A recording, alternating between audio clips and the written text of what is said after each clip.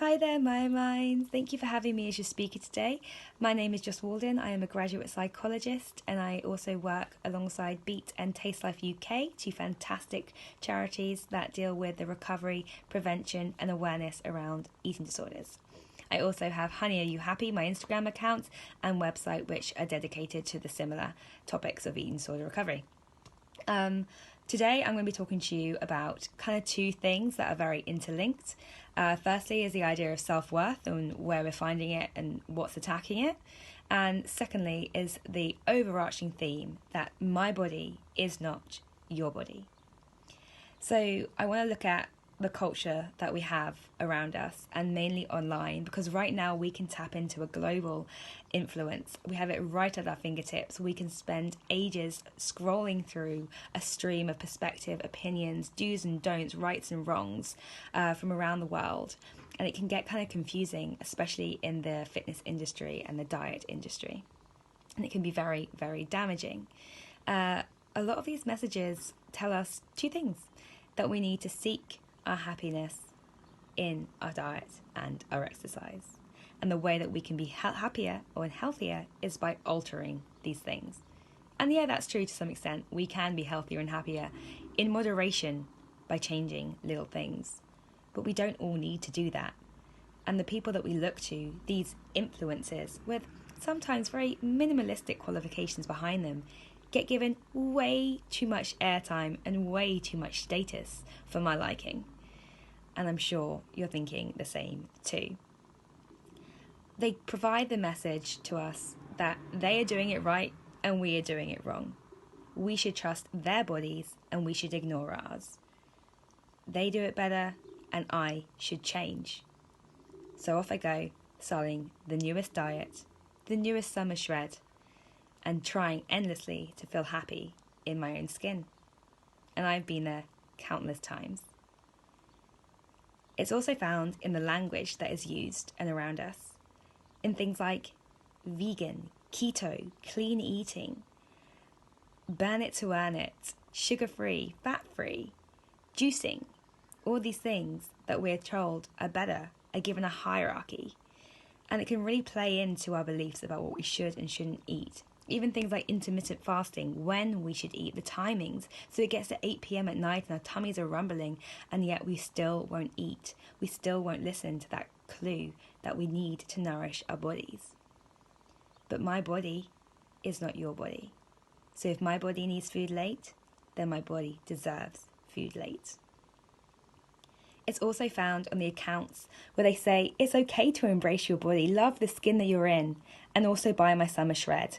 And also, have you seen my new zero sugar jelly shake that I made? It's delicious, no calories. It's found in all these little messages, all these hypocritical little contradictions that we so easily miss out on but pick up on at the same time. Now, I have had an eating disorder since my early teens. I was a binge eater in my early teens. I was so scared at social occasions. I would just hide at the food table and scoff down cake. And later, I became a bit more aware of my body looking curvier, and this triggered my anorexia. It was one of the factors triggering my anorexia. Lots of factors trigger anorexia. And I've been battling ever since for about 10 years with various different forms of my anorexia. But for 6 years, I was very, very sick. And during that time, I had highs with no issues, and other times I've had real lows with major relapses. Sometimes they were very subtle. In my third year of university, I became a member of bodybuilding.com, and I was obsessed with clean eating, following physique models, and doing endless non-stop workouts, often 2 to 3 times a day. At the time, I felt fine. It felt normal. This is what they did. This is what I needed to do to look like them. And they looked happy and they looked fit and they looked like they were thriving in life. Although I wasn't sleeping and I was irritable and my libido went and my concentration was lost. And my weekly restriction was leading to weekend binges where I could eat an impressive amount of Dominoes. And this just triggered guilt. Your body will make me a better person, is what I was believing. A happier person, a more successful person. But I never got there. I always fell short, and it was never enough. The goalpost would always change, and there were times I felt proud and happy and comfortable in my own skin, but there were other times where I felt weak and tired and lethargic, and I just wanted to escape. I can tell you I have experienced all the happiness and love and success and adventure in a healthier, larger, more nourished body that I now choose to listen to. Manipulating food and weight did give me a more immediate sense of control and achievement, a false sense of security, a false sense of productivity, and a false sense of worth.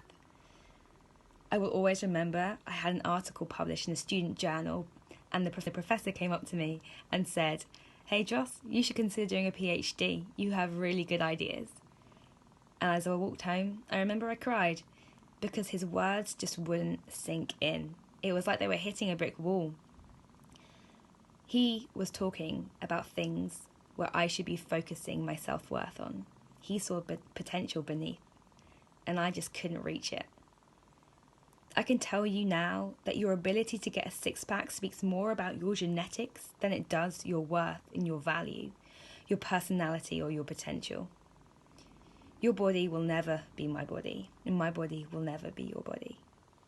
So I want to encourage you to do 3 simple things.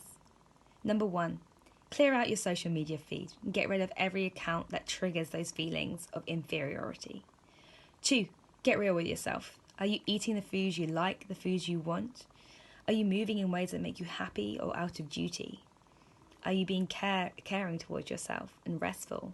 Or are you always striving and always trying to do more? And 3, write down, if you had one day left on planet Earth, who would you spend it with? What would you be doing? What would you want to be known for? And how would you be viewed through the eyes of that person? I know it may seem countercultural to say, but your worth is really not found in your diet and exercise.